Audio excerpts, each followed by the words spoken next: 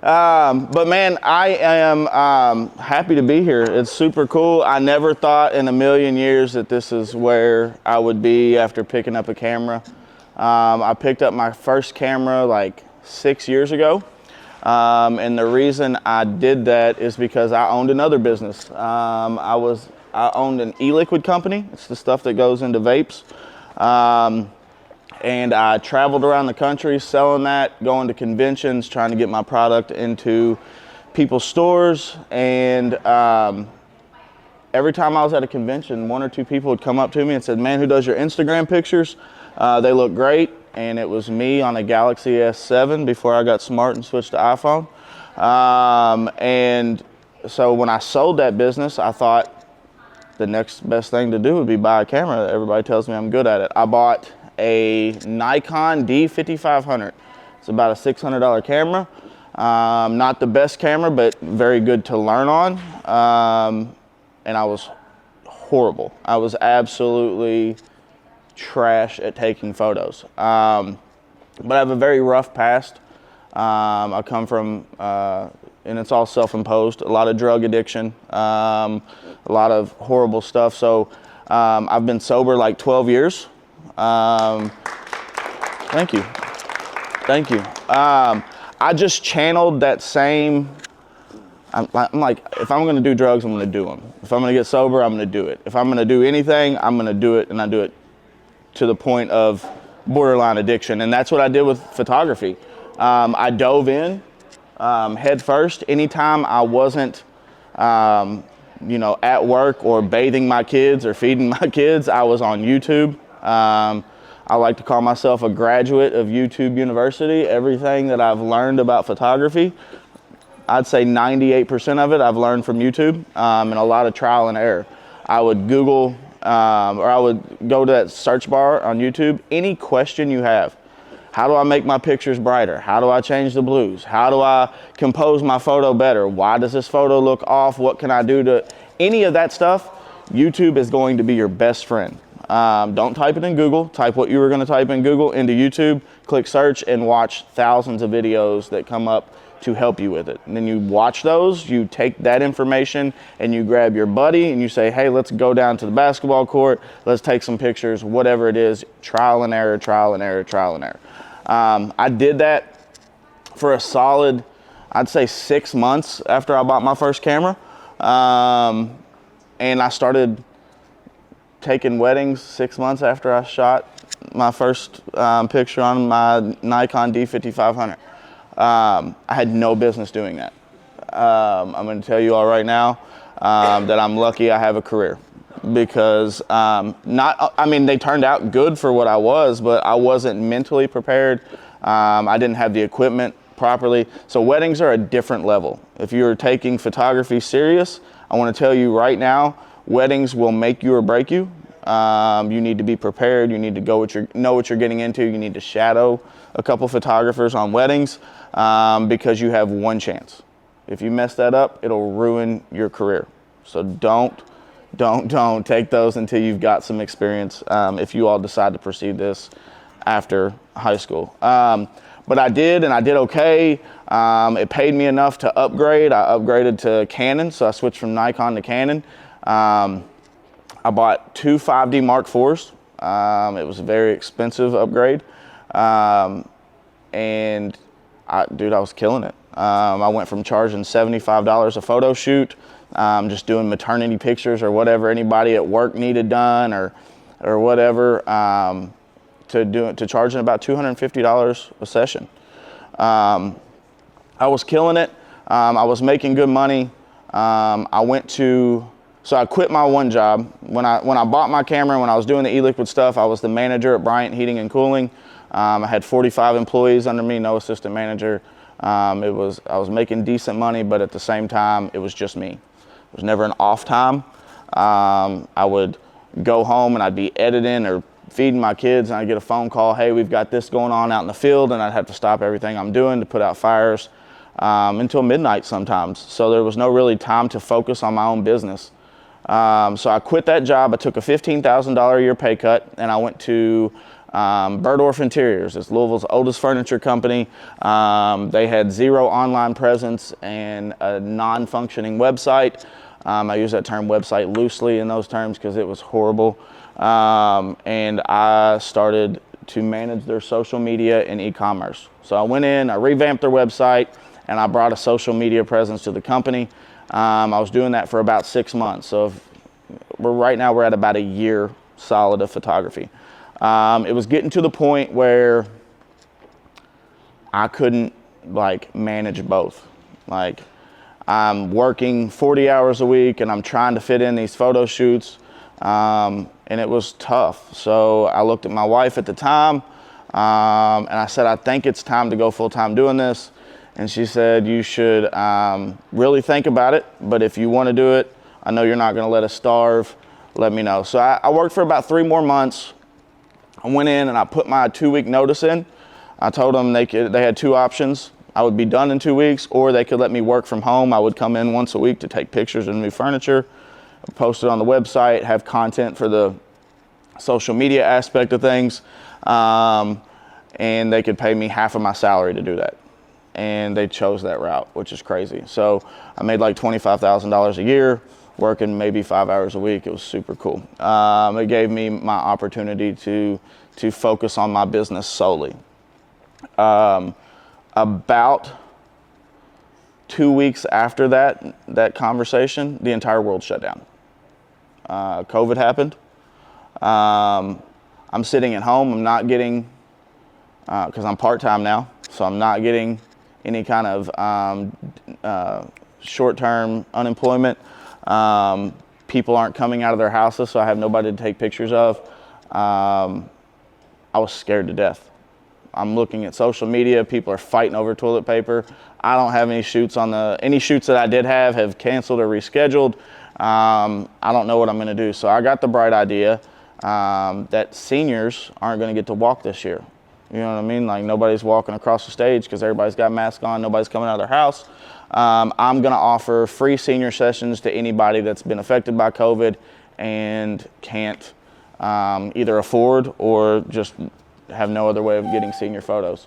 And I did 75 senior sessions in about it was 3 days over a 3-week period. So I did, like, one day I did 25, next day I did 25, and they were small sessions. It wasn't like full on hours or anything like that. And that really elevated my business. Since then, willingly, I've done anywhere from 5 to 9 photo shoots a week, usually a wedding or 2 on the weekends. So I've been nonstop ever since then. I went from making $250 an hour with my Canons to upgrading to about $30,000 worth of gear, and now I charge $725 an hour for my services. It's absolutely insane, the life that this has brought about for me. It's pretty much a dream.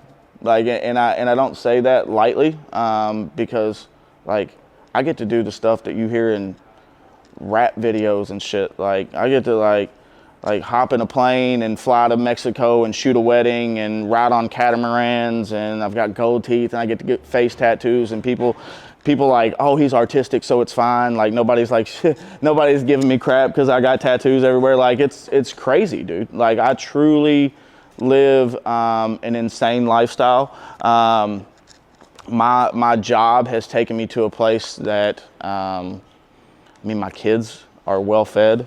Like, they spoiled rotten, if you want to be for real. Like, they know that dad's going to work hard to get them whatever they want.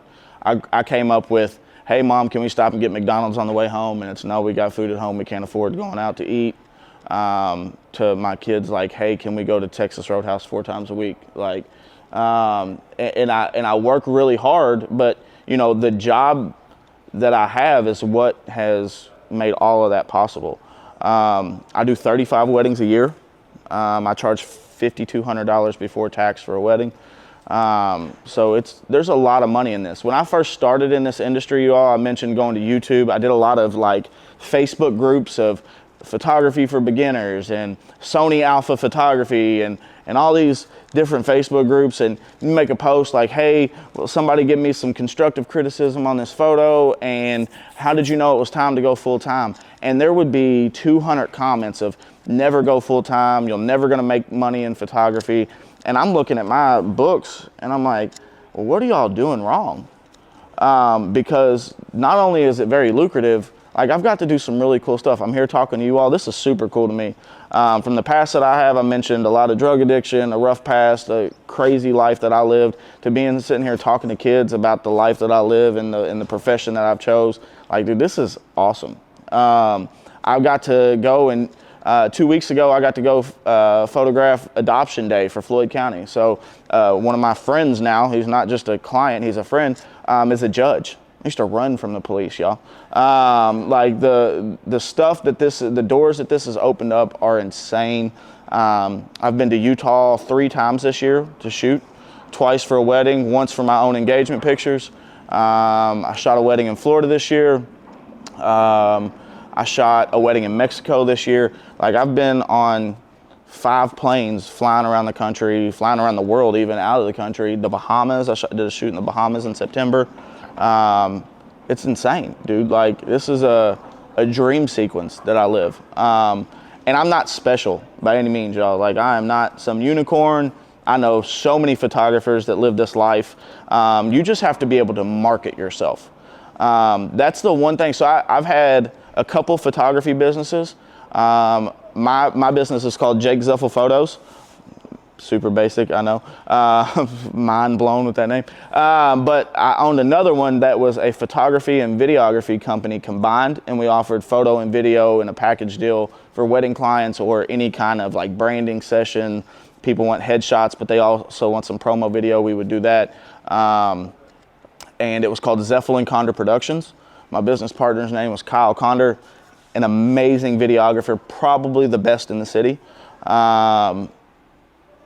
And he just doesn't know how to market himself. And this is nothing that I'm not speaking ill of the dude, we're on great terms. But, you know, we were talking about, you know, what we wanted our business to be in the following year. And he thought that he deserved more money. And I thought that we were fine at 50-50.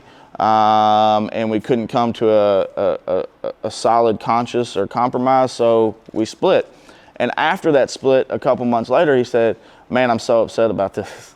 I'm like, what's going on? And he was like, man, I haven't booked anything. And I was like, this is why I told you, you might deliver a few more videos than I do, but, and I'm not trying to sound egocentric or big-headed. The reality of it is I grind, dude. I'm on social media all day long. I put my name out there. I'm rubbing elbows with teachers and judges and doing community events. I'm shooting, they just, for that poor kid that lost his life at Harvest Homecoming, I shot 2 different events, for charitable events for his family and the family of the victims of the Harvest Homecoming shoot. I'm out here, man. I'm getting my hands in anything. I try to give back to our community, and it really just opens doors, and he doesn't do those kind of things. So unfortunately, he's his own best kept secret. And that will kill you in this industry. I like to tell people, so I offer mentorships. People call me and they say, hey, I want to learn how to use my camera. And I'm saying, I'm probably not your guy unless you want to learn how to use your camera and learn how to make 6 figures with it. Like, that's what I do. I'm going to teach you how to make at least 100 grand a year using your camera.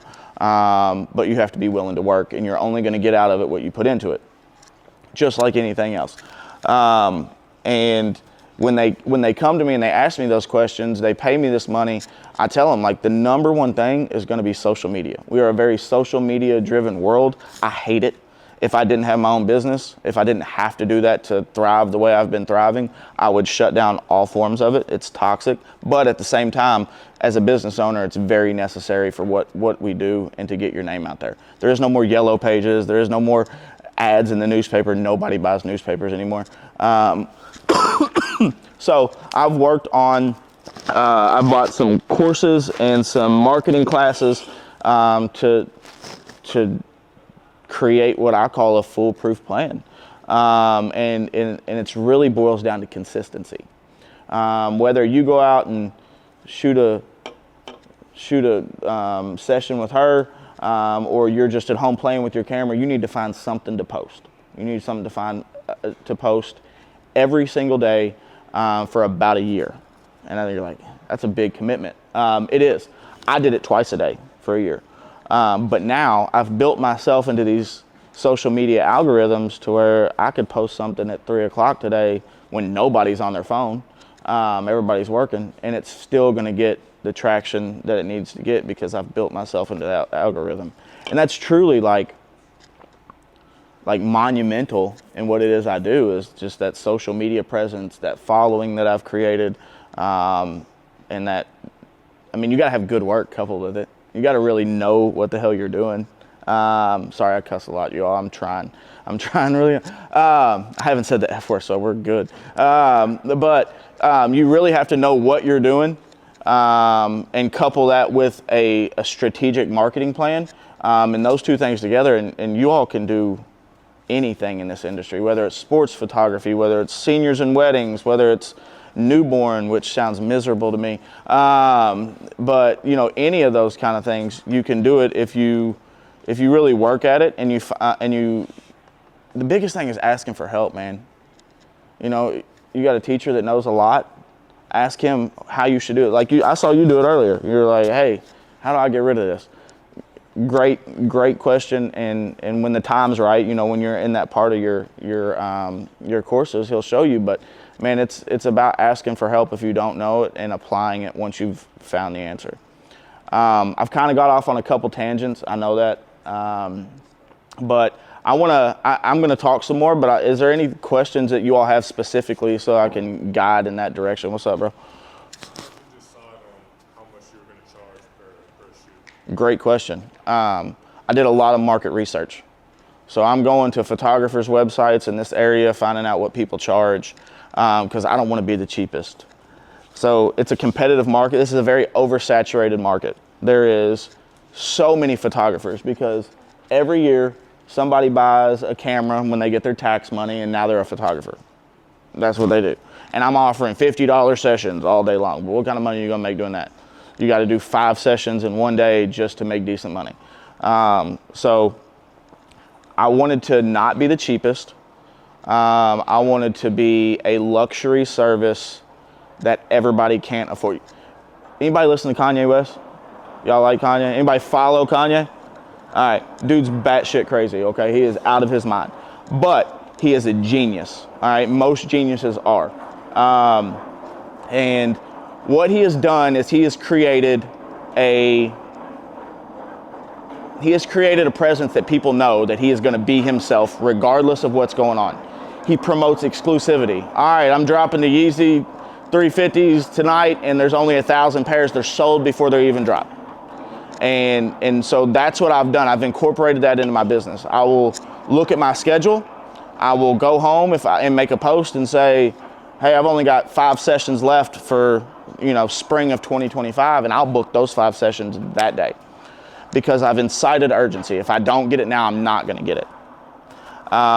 So to answer I know I got on a tangent there. So to answer your question, I did a lot of market research. I looked at a lot of photographers in the area. I wanted to be luxury, so I didn't want to be at the lower end of that number. But I also didn't want to be, there's $10,000 wedding photographers. And what they do is they do 10 weddings a year and they make the same amount of money that I make doing it. But I love my job. I want to be out there shooting. I have fun with it. It's a good time for me. So I didn't want to only have to work 10 weddings a year to make what I make. I wanted to be affordable, but not to everybody. So I found a healthy number. And to be all the way honest, I got tired of people saying, hey, I've got $200. I can't pay a single bill that I have in my stack for $200 these days. Like my phone bill is more than that because I've got 4 people on it. So I wanted something that was going to pay the bills and feel like it was worth it to me to unpack all my gear, hop in the car, drive. But ultimately, it's all down to what do you value your time for? There's a lot. So you'll notice if you decide to be an entrepreneur, which again is the hardest thing I've ever done, but also the most rewarding thing, that there's a lot of things you can invest in. You can invest in new gear. You can invest in studio space. You can invest in a car, and you can invest in vinyl wrapping to market it. Whatever it is, the only thing that you can't get a return on is your time. Like once you've spent that hour with the client, you're never going to get that hour back. Once you've spent 6 hours editing a session, you're never going to get those 6 hours back. And for me, having 3 kids, my time is priceless to me. If you're going to pull me away from my kids, if you're going to pull me away from the comfort of my home that I've worked very hard for, you're going to pay me for that. So I factor in, how long it's going to take me to shoot. Whether I have 3 packages, one's an hour. One's 90 minutes and one's 3 hours. That 3 hours comes with like hair and makeup and all the good stuff, and it's $2,500. After I pay the hair and makeup artist, after I pay taxes on it, I'm looking at about $2,000. So that's 3 hours of shooting, and about depends on like blemishes. If somebody has acne or any of that stuff, it takes longer to edit those things out. That's another thing that is a luxury that some other photographers either charge per picture for, or they just don't do. And so I do that for all my photos. So I try to factor those things into it. That session might take me 2 hours, it might take me 4 hours. So now you're looking at 7 hours. So in reality, after it's all said and done,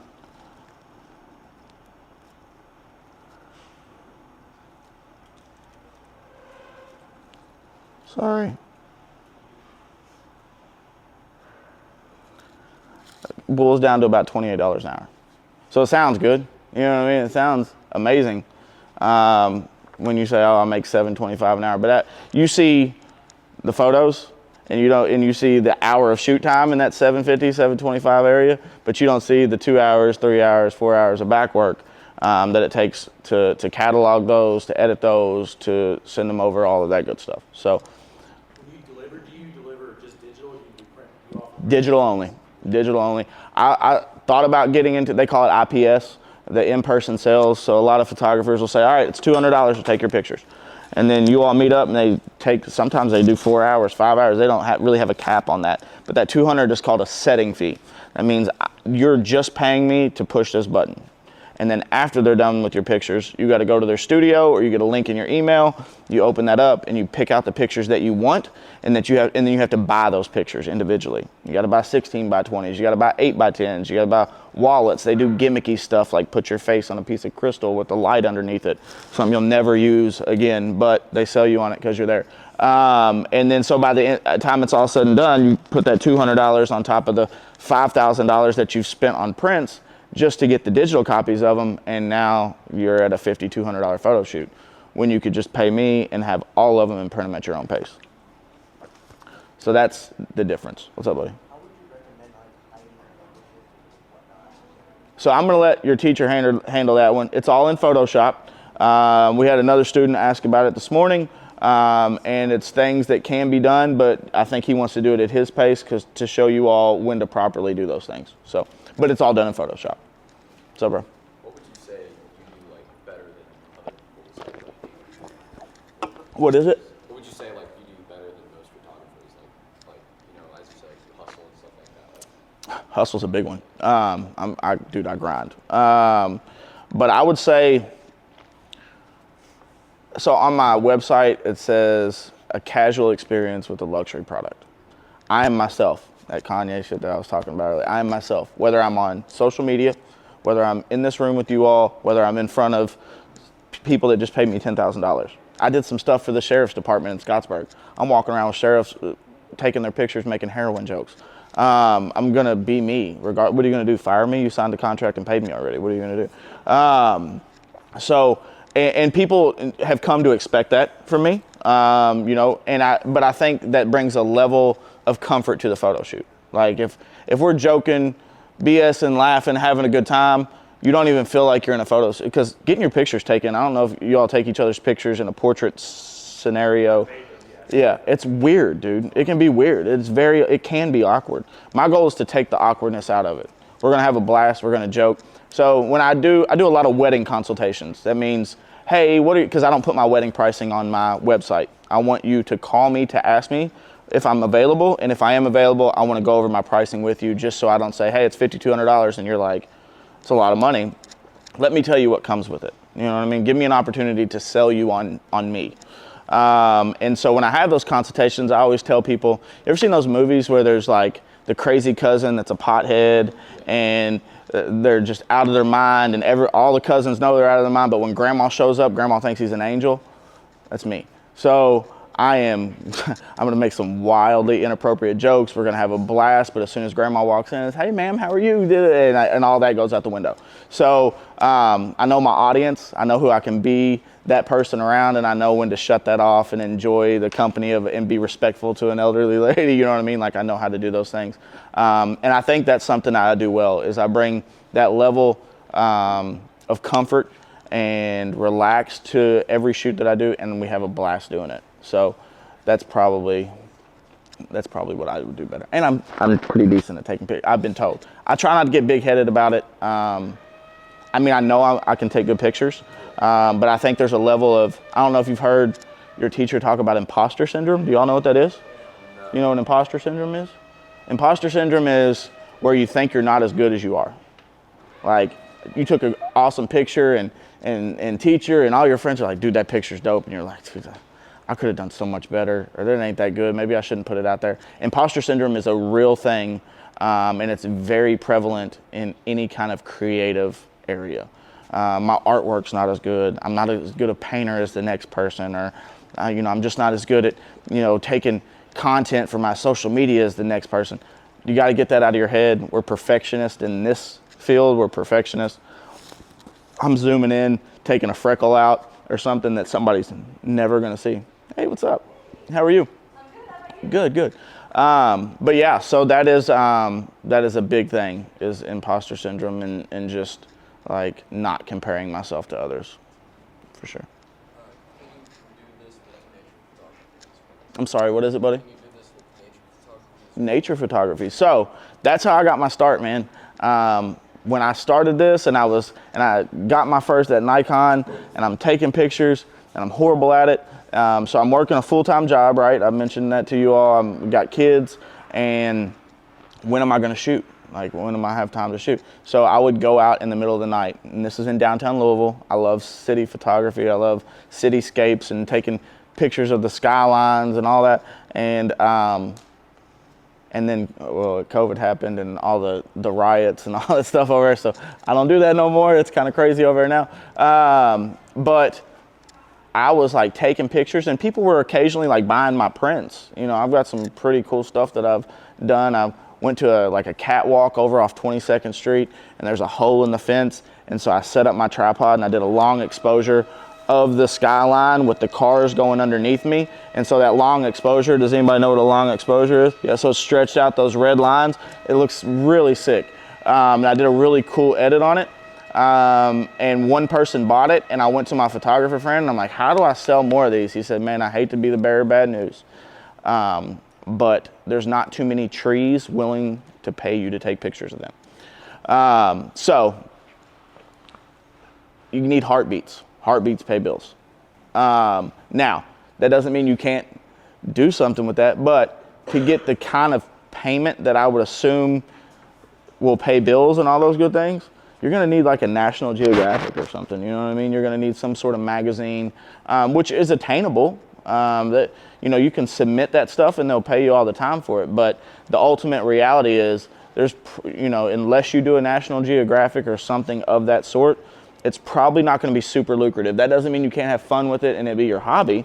But if you're looking for a full-time gig, landscape is probably not going to be it. I don't want to sound like jaded about it, but it's a very real thing. Like, yeah. What's up, dude? Sports photography? Be patient. Like, you see those pictures that are in magazines, and some of those photographers have been working for 20 years to get that picture, man. The lighting, the placement, because everything's moving so fast. You might see a great picture of somebody going up, and then somebody jumps in front of it to block, and then now what?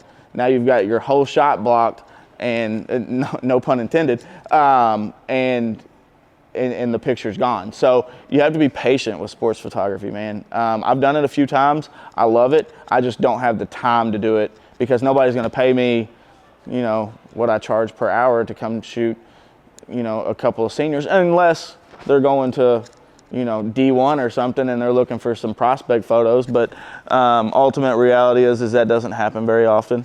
The times I've done sports photography, I've been, my niece over here at the middle school, playing volleyball, playing basketball. I took some pictures of that stuff the other day and they turned out great. But it's a lot of patience. And it's a lot of, like, you might take 1,000 pictures and get 5 good ones. You know what I mean? So if I take 1,000 pictures right now of you, we go out to do your senior pictures and I'm taking 1,000 photos, you're getting 180 of those back. You know what I mean? Just because I know what I'm doing and I have control over it. So as long as you're okay with the lack of control, yeah.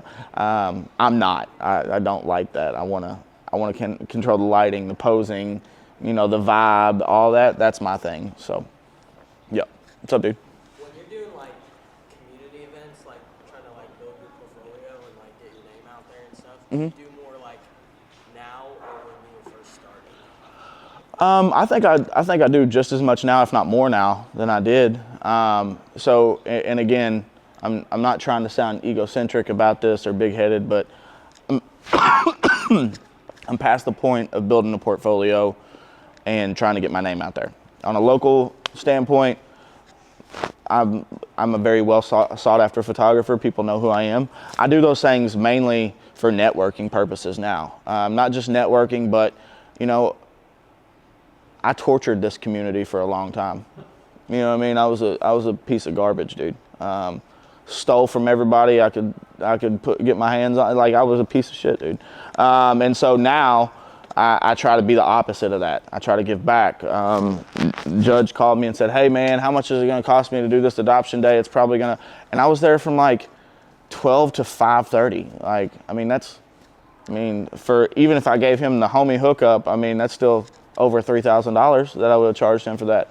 And I didn't charge him anything. Like, so, and I got to make some families happy. They got the, a moment they've been waiting for years. They got that captured and by a decent photographer too. So, yeah, I didn't know how monumental that was in the beginning. So at the beginning, I just, hey, you want to come shoot this charity car event? And I'm like, yeah, $500. I'll come shoot it. You know what I mean? Like, I don't care if it's a charity or not. But I don't do that anymore. I don't even write it off. Like, you could sign that up as volunteer time for your taxes, but I don't even do that. Like, I don't want to feel like I'm doing it for that reason. I want to do it because I want to be a good person. I'll see, like, the Bryce kid that passed away from Corden or whatever, his girlfriend, I reached out to her after one of those community events and told her she could have a free senior session because she's had a rough year. There's another little girl that lost her mom. She was from Floyd Central. Told her senior pictures were on me. Those kind of things, man, that will get you further in life than it will in business, but it doesn't hurt your business either. So, yep. What's up, Don? So when you just started, I'm talking like 0 followers, 0 exposure. What was your setup? My camera setup? No, your foundation. What really made you like get up and start advancing and like? I was doing well, just off, hey, I want to. So I always tell people, like. Okay. So there's going to be a bunch of traffic here for a second, and it'll die down. Okay, cool. So my number one thing is genuineness, man. I always tell people to be genuine. Like, hey, you all, I'm looking to start this business. Like, I'm talking on social media, looking to start this business. I could, if you need anything done, like, tell people where you're at. That'll get you far. But like, I think the turning point, and I was doing well off that. I was building a following, probably not super quick or anything. Like, I was doing it, it was consistent. But the change was when I did those free senior sessions for COVID. Like, that's when it went from, okay, this is a livable wage to, all right, I'm becoming, well known in the area. And then I had a couple TikToks go viral for some dumb stuff. I got I think I got 43,000 followers overnight on TikTok. Yeah, it was crazy. Over something stupid too, but it got him there. You know what I mean? Y'all want? Yeah, y'all want to just hold off? Yeah. I gotta do my thing. My wife will be over here. Sounds good, man. Hey, nice meeting you, dude. Thank you. Yeah. You not in this for the second part of it? All right, man. Well, reach out to me on. I love them. Oh yes, good. You finally got them. Yes. You did? Awesome. Yes. I was wondering if you got them. I know your mom said she Yeah, loved she them. sent them. Dude, there's so many of them. I try to Yes. tell you. I try to tell you. Yes. I thought you went to Henryville or something. I didn't know you went Oh here. my God, yes. Nice. Your stepson? Yeah, Caden. I'm friends with his girlfriend. Sadie. Nice. Yeah, she's in one of my classes. Nice. Yeah, it's Jake.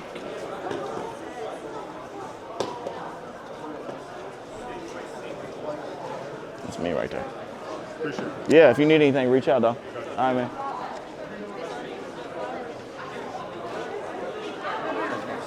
Hey, you out of here, dude? It was nice meeting you. chilling here. You chilling here? Nice. Nice. Could I show you some pictures that I've taken? Absolutely, dude. Yeah, what's up? That one was of Keanu Reeves' debut race. Nice, man. I didn't even know it was his debut race. Is that a wolf? Yes. Where was that at? It was in, not the Red Wolf Sanctuary. Oh, so it was in, okay. I was like, damn, man, you out here traveling looking for wolves. I see people do it all the time. Is that Keanu Reeves too? No, that was the one who came in first for that race. What are you taking these on? Canon 60D. What kind of lens? I changed lenses. Because these are tack sharp. Is that blurry intentionally? I'm not shitting on you, I'm asking. I couldn't get it to Focus. in. So those cars are going fast. It's hard to focus there. So when you do stuff like that, you mentioned sports photography. Like, what do you need? Like, stuff like this. Hold on. I do stuff like this. Oh, nice. Oh, that's a sick photo. Go back here. This I think this is his. Yeah. Y'all know Bryson Johnson? Yeah. Yeah. Yes. So I taught him a lot of stuff. That's my little buddy. So you mentioned like, what do I need for sports photography, or what about sports photography?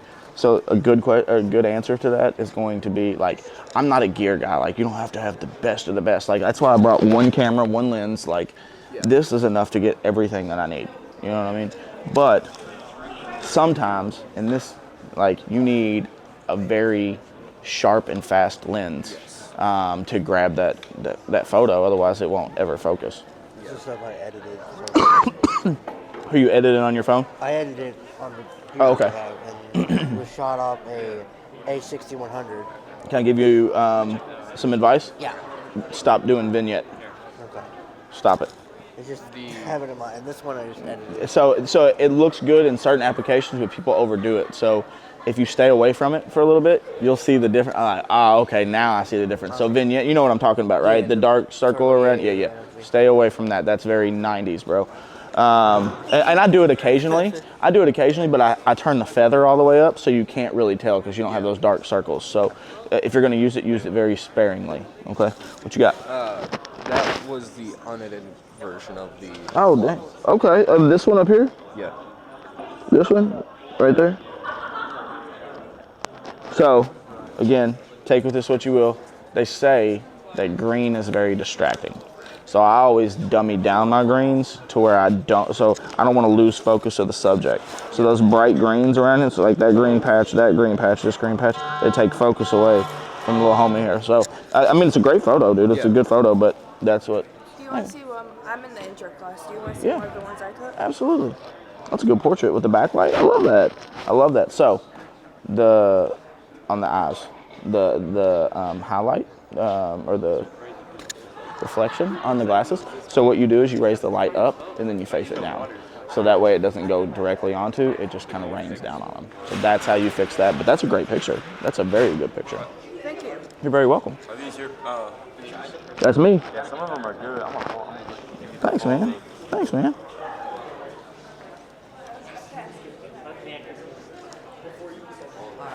So my name is also Jake. What's up, dude? My name is Jake. It's nice to meet you. Nice to meet you. So I've been taking sports photos. I have an Instagram page, Okay. and I basically, so what was like, I have a few hundred followers. I've been taking photos for a little bit. I just did a media day with that basketball team here, the Yeah. high school basketball team.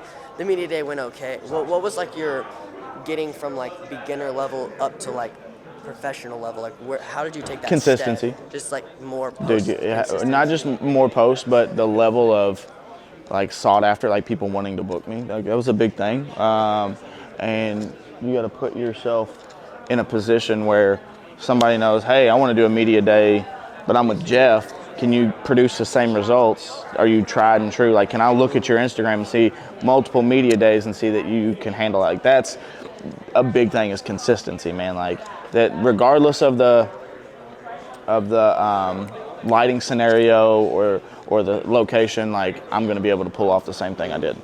So like just continuing to make good work, like All the always. time. All the time. Yep. Absolutely. Hey, thank you. Dude, absolutely. Jake, it was nice meeting you, man. Follow me if you need any questions. Let me know. This is the same one. Yeah.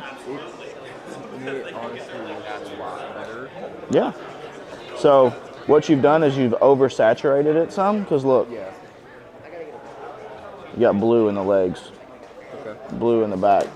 Ain't no wolf blue, right? So if you turn down that saturation or you turn down those blues, you'll be able to get rid of that. Yep. You're welcome. Is this everybody?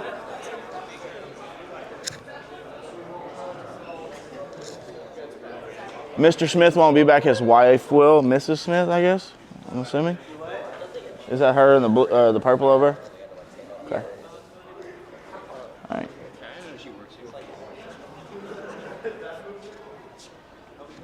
Play any instruments? Huh? Play any instruments?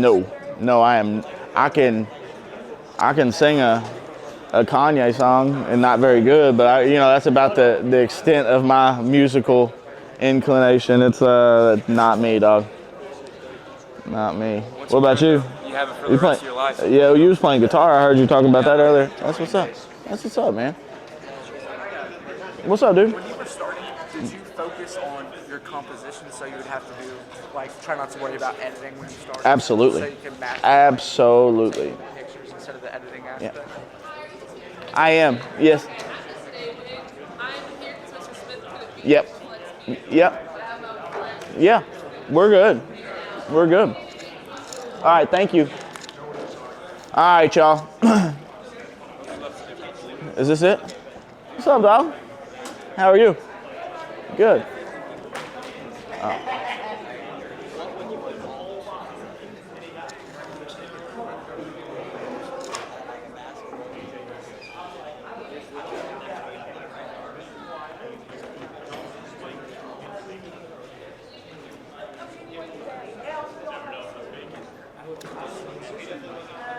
Are we waiting on the bell to ring again?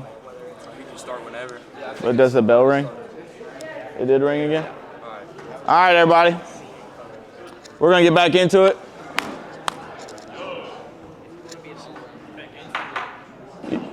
So, what was your name? Gage asked me a question. He said when I was starting out, what was I focused on composition? So you'll hear this more in videography than you will photography. But a lot of people ask, or a lot of videographers will say, we'll fix it in post, meaning when they get it uploaded into the computer, into Premiere or whichever, DaVinci, whichever video editing software you're using, and they'll fix it there. I don't shoot that way. I think that causes you more time on the back end, and like I mentioned before, time's the only thing you can't get back. Time's money in the entrepreneurial world. So what I do is I try to get it right in camera. That way it's the least editing possible. That way I don't have to take 5 hours to edit a 3-hour session. I can only take 2 hours and keep my margins up as far as what I'm making. So it's a great question. Ultimately, man, know what you're doing. Learn that camera so in any scenario you can create a beautiful photo rather than like Jake asked me earlier, he was like, what's the thing that puts you to like the next level? And it's consistency. Like regardless of the lighting scenario, regardless of of the venue, regardless of the subject, I'm going to create a good photo. And not just I'm going to work real hard to create a great photo, something that somebody's going to love and appreciate. And that's what generates the revenue and puts me on that more consistent basis to be professional rather than, avid or amateur kind of deal. All right. Anybody else got a question?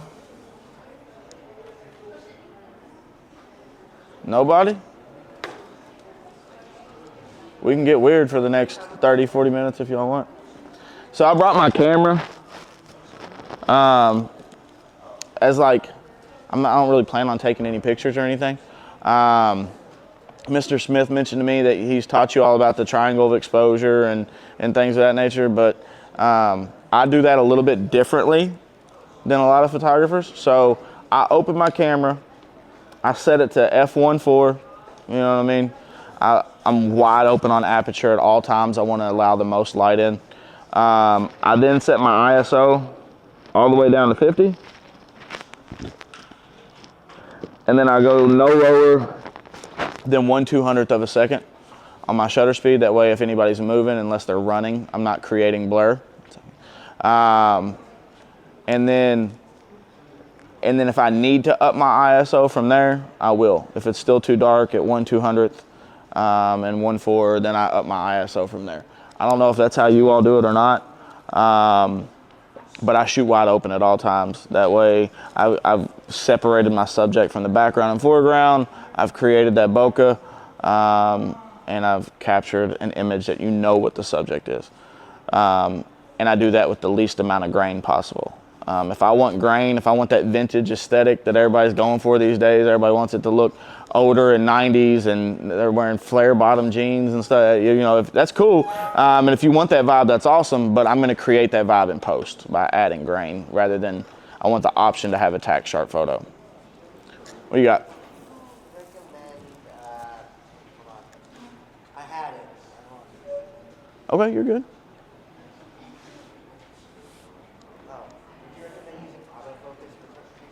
I use autofocus all the time. The only time I really use manual focus is if I am taking like a ring shot, because I don't have any macro lenses. Everybody know what a macro lens is? Yeah. All right, so I don't have any macro lenses. I don't use them enough to justify purchasing one and spending, $600, $1,000 on it. So I just take a photo with my 85. I shoot all prime. I don't do any zoom. I don't do any 24 to 70, 70 to 200. I do have one zoom, and it's for a couple of y'all looked at my Instagram, those really wide angle photos where I'm like down on the ground and they look like they're 8 foot tall.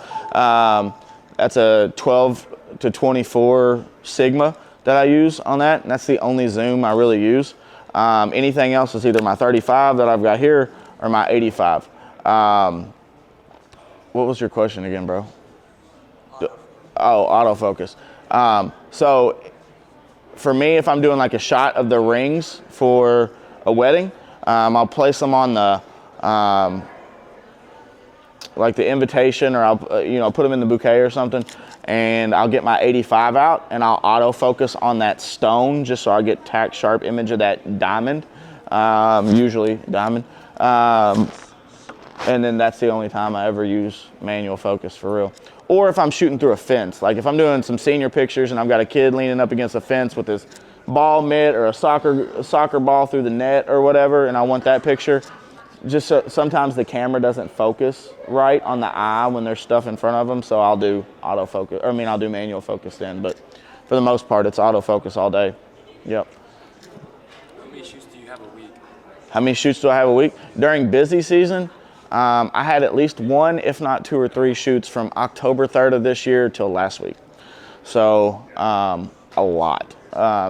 During this time of year, I've got 1 today after this. I gotta go get my hair cut, then I gotta drive to Scottsburg for a photo shoot. And then I have 1 tomorrow morning for a mortgage company. I'm doing their headshots and branding photos and all that. So I didn't really have a lot this week. It's cold outside. But last week I had 5. The week before that, I think I had 11 and a wedding. You know what I mean? Sometimes I have a wedding on a Friday and a Saturday, or a Saturday and a Sunday. Those back-to-back weddings hit different. Boy, that's That's crazy. 10 hours of shooting, go home, dump all the footage onto an external, charge all your gear, and then go to sleep, wake up, and do it again the next morning. It's rough. But it's also a $10,000 weekend, so you're going to work for it.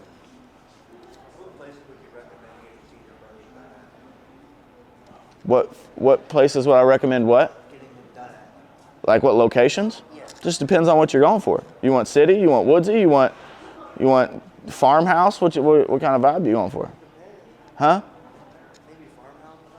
Farmhouse? Sellersburg Park's a cool little spot, man. They got there's a farm that backs up to it, so you got a barn and you got fences. But dude, that's another part of the job that people don't talk about, dude. I ride around all day scouting new places because you can only take so many seniors, so many different places the same time before it starts looking the same as the last person. You just took one person out of it and put another person in it. I work really hard to make sure that nobody feels that way when they get pictures taken by me. Like I don't want people to feel like I just took Jake out and put Gage in. You know what I mean? Like in the same poses and the same positions, and that's another really challenging part of the job, especially when you're doing it at my volume. Because 35 weddings a year, over 100 senior sessions a year, and they all look unique. They all capture the person's personality. So it's really hard to do 5, 7, 9, 11 photo shoots a week and maintain that level of creativity to where it doesn't become monotonous. So it all depends, man, to answer your question, on what vibe you're going for. But if you're looking for a place to take senior pictures, do you drive? A little bit? Well, okay. Well, when you get your license or when you're with mom or dad one day and just go out riding looking for places, that's what I would recommend. Or a good photographer will be able to recommend something based on what it is that you want. So, I don't know if you've had this problem, but if you did have a disgruntled client that wasn't happy with the guy, how do you resolve that? Great question. So, you always start with compassion and understanding. So I've never had a dissatisfied client yet. Never had one. Knock on wood. But I don't even know if that's wood. Just pick the first thing I saw. So I've had one client that was like, hey, is all the pictures going to be with this building in the background? And I answered yes, and she wasn't happy about that answer, and asked if I could edit it out, an entire building. I told her no, I wouldn't do it because she got those pictures as a last second result of her poor decision making. So when I shoot a wedding, I help my brides and grooms map out the entire day. All right, what do you want? What do you not want? Do you want to do a first look? Does anybody know what a first look is? Yeah, so it's where you see each other before you walk down the aisle. Some people don't want to do that. They want the first time they see each other when the bride walks down the aisle. I don't care what they do. It's not my wedding. But I can tell them based on what they do want to do and don't want to do, a good timeline for the day. And I'm like, all right, you need to be here at 11 a.m. All right. And at 11 a.m., she was not there. She was an hour and a half late, which pushed her hair and makeup back, which pushed the whole timeline back. And she was an hour and a half late walking down the aisle. And it got to the point where I had to walk into her dressing room, knocked on the door. She was obviously dressed. And I said, hey, if you don't walk out right now, you're not going to have any wedding pictures because you've been in here bullshitting for 2.5 hours, you're not going to get anything. And she did, and as a result of all of that procrastinating, she walks out, and I'm starting to take pictures, like, I want to get you something. And it wasn't the most aesthetically pleasing place, but that was her fault. She forced our hand. She was an hour and a half late walking down the aisle. So we did what we could, and she was a little upset about it, but I told her about herself because, again, I don't care. What are you going to do? You've already paid me. You're going to fire me? But I would, if it was another case, like if it was something that was my fault, I would own that. Social media can make you or break you. And in today's day and age, if you don't do right by somebody, the first thing they're going to do is run and make a post about it and say, so-and-so did me wrong. They didn't give me my images in the timely manner that they said they were going to. That's a big deal in our industry is people say, yeah, I'll take your pictures, and then they take months upon months upon months to give them back. I tell people 8 to 10 weeks, and I usually deliver them at about 5 or 6. That little girl that just walked up to me, Heidi or whatever. Yeah, I did her senior pictures. We did them October 18th, and she got them 2 days ago. So, you know, a little bit less than 2 months. So I try to deliver those pretty quick. Kiko, I did her pictures. Her pictures got published in a mag. Actually, both of those girls, her and Heidi's, both got posted in a magazine. So, you know, and she got hers back in probably 5 weeks. So I stay on top of it to avoid those issues. You know, I have a contract that says when you're going to get them back, how much you're going to pay me, when you're going to pay me, all of that to avoid. And I have 400 5-star reviews. So like I work real hard to not have any of those negative experiences. And I think that helps with that marketing portion of it. You know, that helps you get those new clients. That level of consistency, that level of professionalism is being tried and true by saying, hey, if you want a good recommendation, call Jake. And then you go to Jake's page and you see 300 reviews here. And then you go to Jake's Google and you see another 100 5-star reviews here. You're like, dude's doing something right. I don't even really have to talk to you about it anymore because now it's sold itself. You know what I mean? So, cool. Did that answer your question? Okay, cool. I'll be getting off on tangents, bro. Adult ADD's wild. Yo, what's up? I can't hear you, bub. What other ways would you recommend marketing yourself on social media? So, man, I try to be, and I'm not by any means telling you all to go get face tattoos and gold teeth. Do not do that at your age. Please do not do that. I did 3 years of consistent 6 figures before I even started getting tattoos below my, before I got hand tattoos, any of that, you would have never known I had a tattoo. I could wear a button up and you would think I was a corporate man. And I did that on purpose because I didn't know where my future was going to hold. Now that I'm established and I know, then I started expanding that. But, you know, this is the best way. It's wild. It's a big present. Yeah, okay, all right. What's up? How are you? Good. But this is the way I market myself. I mean, I love these things. I didn't do this for marketing, but I've created an image. I've created a brand. I've created a persona that, like, it's hard to forget. Once you've met me, it's hard to forget. The dude's a white guy with gold teeth and covered in tattoos. He's got a tattoo of a dagger on his face. And I get noticed for that, you know. It's a good conversation piece. Hey, man, I love your tattoos. What do you do? Are you a tattoo artist? No, I'm a photographer. And I get a chance, and that's opened the door for me to tell you about myself and about my business. And it gets me noticed. Me and my wife were in off Brownsboro Road the other day, and we were sitting down eating brunch at a place called Nushnash, and it's like a Arabic place, Mediterranean place. They got great brunch. We're sitting there eating, and one of the guys walks up and was like, "Hey, I'm the owner. Is your name Jake?" And I was like, "Jake Zaepfel," because nobody can pronounce my last name.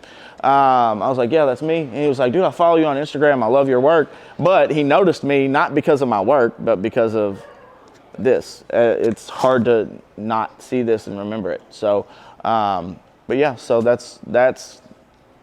I would worry about creating a product that is worth marketing before I worried about marketing. That's the number one thing. Anybody?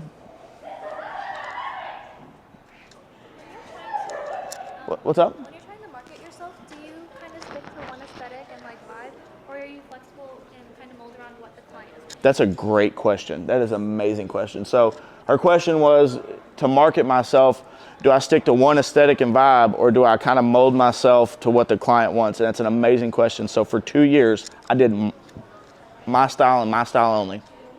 I made it to where if you see a picture, you know that's Jake Zaepfel's picture.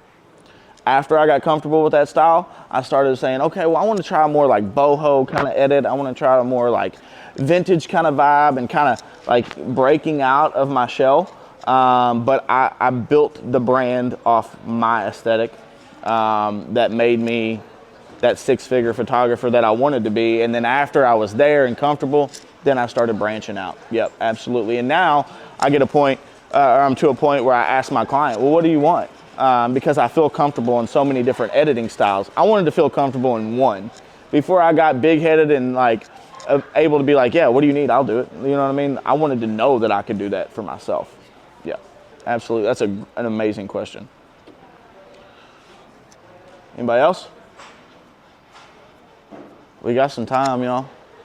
Don't make it weird for us for 30 minutes, please. Y'all been quiet back there. What do y'all do? What do y'all like to shoot? What do you like to shoot? Video, photo, landscape, people? You like to do video? Okay. I'm mainly a video person, but sometimes I'm going back and forth because all my videos are Okay. like getting a shot. Because usually I'll do a little bit of like a side angle with Yeah. camera. And then just a shot. But y'all both like video more? Nice. Same. Any videos? I have, man. So I got a couple good friends of mine, and I was telling I was telling Mr. Smith that I will give him the information of them. Like, really good friends of mine are videographers, and some of the best in the city. And they could teach you a lot. But like when we're on weddings together, and I'm shooting photo and they're doing video, I'm like, dude, you should walk behind this, and when you come out on the other side, it's a completely different scene. So I have the ideas. I know how to film it. I know about shutter speed that'll hit the refresh rates of the lights, and it needs to, you know what I mean? I know all those things, but I hate editing video. I hate it with a passion, and I don't say that word hate very often, but when it comes to editing video, it's not my thing. I have I have 3 kids. One of them's a sophomore here. My daughters are in the elementary school, so they're a lot younger, and when they find a song they love, they want to hear it over and over. Dad, play this song. Dad, play this song. Dad, play this song in the car. So when I'm in the car, it's Taylor Swift for an hour straight. And then so I feel that way when I'm editing video, because you're trying to match up the song to the movements and the beat drops to the climax of it, and you hear it, listen to the same portion of the song over and over and over. Yeah, it's not me. Can't do it. Huh? Yeah, absolutely, absolutely. I'm not a fan of video editing, but I love shooting it. I'll be a second shooter on any of my videography buddies' stuff all the time. So, no, I like photo because I have more control over it, and I feel like I get to put a more artistic twist on things. Yeah.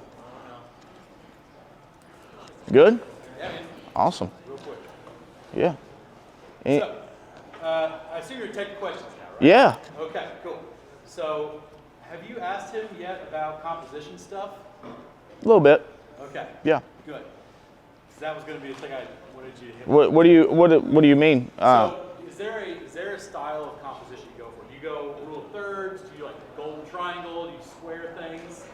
What do you like? What do you tend to do? I'm a big leading line guy. Okay. So y'all know, everybody know about leading lines? Yeah. So I love using leading lines to guide the viewer's eye to the subject. That is I love it. I think it's cool. But I'm a hero pose. I shoot real low and I go up, and it was, and I don't know that I was doing this like consciously while I was like, but people, that's what I'm known for. Like, that's what I do really well with. So who's ever seen a chick take a selfie? What do? They go up here, right? Because they think it's a flattering angle. Even if they're not a heavier set person, they think this gives them a double chin, right? This gives them a double chin. I want to show you that you don't, it's just all about like angles and creating you get to create art, man. You get to create a piece and they feel confident about themselves, and it's the first picture that they've ever looked down and not had a double chin, and absolutely love it. So I'm a big hero pose guy. That's my thing. I like finding cool shapes and building designs to set them in front of that really sets it apart. I did one the other day where we did it in front of Target, and I did it real low. She was in a shopping cart, and then I cut her head out in Photoshop and blew her head up and made it look like she's got a big head. And it's probably one of my most liked photos on Facebook and Instagram. So I love the hero pose. Any other questions?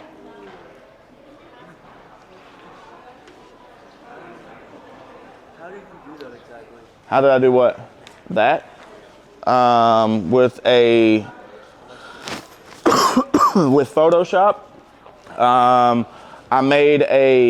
I cut her head out with the selection tool. I cut out a little bit more than her head. I expanded the selection. I hit Control J, and that will take that selection and make a new mask. I then adjusted it how I wanted it. I hit Command T to expand it and transform it. I adjusted the perspective on it, and then I created a layer mask and I erased it to where it blended well with it. Yep. And then I think I went to adjustments and auto tone to adjust any tone. I think that's what I did. Do you use auto tools too sometimes? Oh, absolutely, yeah. Auto adjustments are key. Man, look, y'all, I'm gonna tell you something, and it's nowhere near what I bought. So I bought presets to start, because I saw an aesthetic, and I was like, how do I achieve that vibe? And I don't know how to, and when I'm learning how to edit, and I'm still learning, what the difference between shadows and using the black slider is, or whites and the highlight slider. I'm still trying to figure these things out. What's the difference? So I bought a set of presets. I didn't buy the 400 presets for $4.99, which is just somebody just randomly moved sliders and sold it. I bought a very high-end set of presets. I think it cost me like $500 or something. And I figured out which one of those 5 I loved, and then I took that and I made it my own. So I bought those presets to see what the sliders did, and then after I saw what those sliders did, I'm like, okay, now I understand it. That made my brain click. So I don't use those presets anymore. I've built my own presets for every occasion, whether it be boho or vintage, or I've got a 90s preset, I've got a 70s preset. I did a shoot for House of K at Harvest Homecoming before all the crazy stuff happened down there. And I built this preset because I wanted to do a very vintage vibe. And this is like a 70s preset that I created. What's up, dog? How you doing? Did you see the rest of your pictures? You like them? Nice. Yeah. So that's like a 70s preset that I created. And then I just applied it to every image.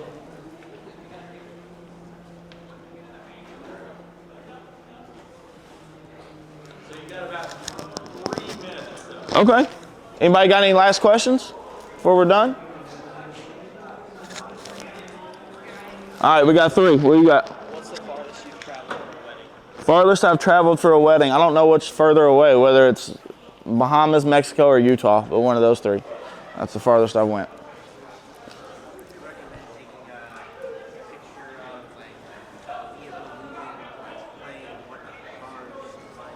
How would I recommend take? You gotta speak up, bub.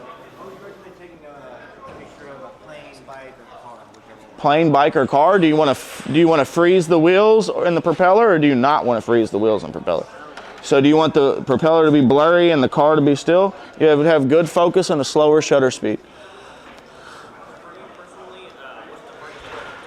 What is it, Bubba? Hardest part of photography. Hardest part of photography? Social media. Social media is hard, man. You constantly comparing yourself to everybody else, and maintaining a level of presence that you stay relevant. So it can be hard. Social media is tough, but that or inquiries, talking to people all day long when you're trying to get work done, that customer service is a full-time job in itself. So.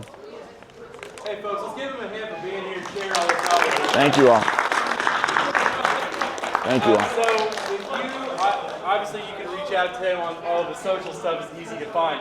But if you have other questions, send them to me and I'll send a bunch of questions to him. That way it's he doesn't get bombarded with stuff. Yeah, absolutely. And I hope that you appreciate the knowledge he's bringing here. Feel free to talk to him here with the last couple of minutes on the way out. But yeah, thank you all for being here. I really appreciate you. Thanks, man. Dude, absolutely. Excellent. Absolutely. Excellent. Thank you. Thank you. Here you go. Oh, thanks. Get that off right. Yeah, man.